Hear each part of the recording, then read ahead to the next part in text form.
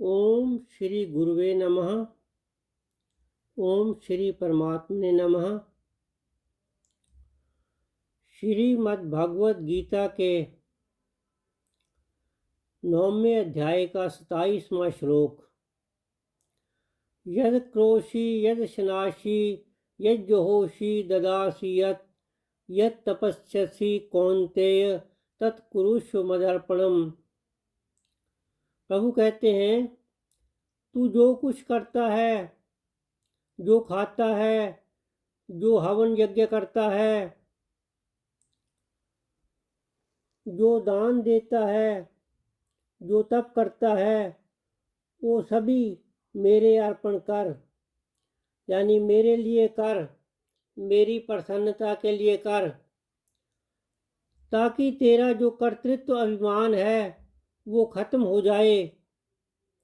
अहंकार सबसे बुरी चीज़ है, उसी को परमात्मा खत्म करना चाहते हैं।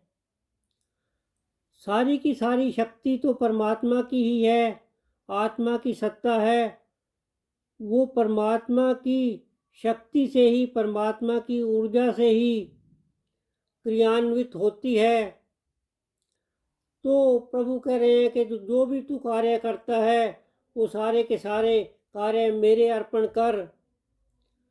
18वें अध्याय के 46वें श्लोक में प्रभु कहते हैं, यतः प्रवृत्ति भूतानाम येन सर्वमिदं ततं स्वकर्मणा तम भ्यर्च्य सिद्धिं विन्दति मानव।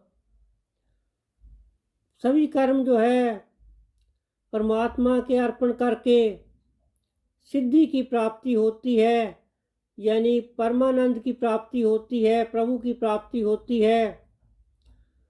इसलिए प्रभु ने ये सारे के सारे कर्म अपने अर्पण करने के लिए कहा है।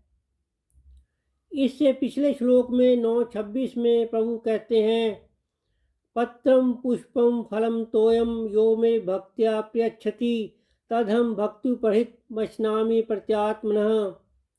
प्रभु कहते हैं, पत्र पुष्प फल जल कोई भी वस्तु मेरे अर्पण कर, मेरे लिए अर्पण कर, उससे लेकिन प्रेम भाव से, भाव के साथ, भक्ति के साथ अर्पण कर। और यहाँ 27वें श्लोक में प्रभु क्रियाओं को अर्पण करने के लिए कह रहे हैं। और फिर 28वें श्लोक में प्रभु ने कह दिया है कि शुभाशुभ फलैरेवं मोक्ष से कर्म बंधन ही। तो शुभ और अशुभ के कर्म बंधन से मुक्त हो जाएगा। ऐसा करने से जो शुभ का है, शुभ कार्यों का भी अगर परमात्मा को अर्पण ना किए जाएं, वो भी बंधन कारक हैं। और अशुभ तो है ही बंधन कारक, यानी 84 लाख योनियों में पुनरावृत्ति वाले हैं, जन्म बार बार जन्म लेना पड़ता है। तो उस बंधन से मुक्ति के लिए परमात्मा हमें ये उपदेश दे रहे हैं कि सभी के सब मेरे अर्पण कर, उससे तू कर्म बंधन में नहीं जाएगा और मेरी प्राप्ति हो जाएगी, तुझे परमानंद की प्राप्ति हो जाएगी। यद क्रोशी यद शनाशी यद जहोशी ददासी यत तपस्यसि कौन्तेय तत्कुरुष्व मदर्पणम। हरिओम हरिओम हरिओम।